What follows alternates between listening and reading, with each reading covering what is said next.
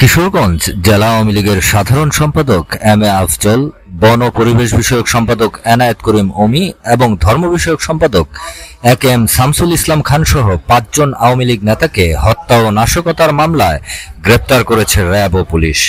গতকাল মঙ্গলবার ও আজ বুধবার জেলার বিভিন্ন স্থান থেকে তাদের গ্রেপ্তার করা হয়।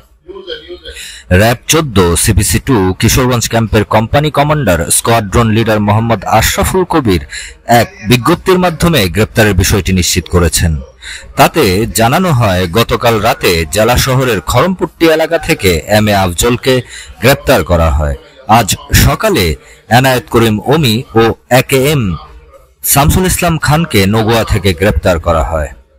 অন্যদিকে তারাইল উপজেলা আওয়ামী লীগের সভাপতি আজিজুল হক মোতাহার ও সাধারণ সম্পাদক গিয়াসউদ্দিন লাকিকে গ্রেপ্তার করে তারাইল থানা পুলিশ।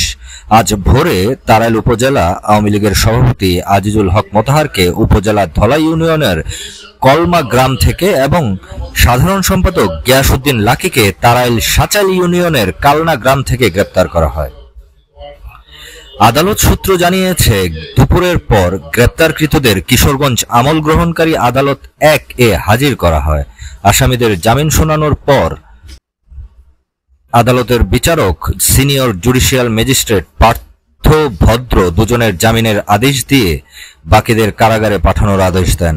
জামিনপ্রাপ্তরা হলেন জেলা আওয়ামী লীগের বন ও পরিবেশ বিষয়ক সম্পাদক এনায়েত করিম অমি ও ধর্ম বিষয়ক সম্পাদক এ কে এম শামসুল ইসলাম খান মাসুম।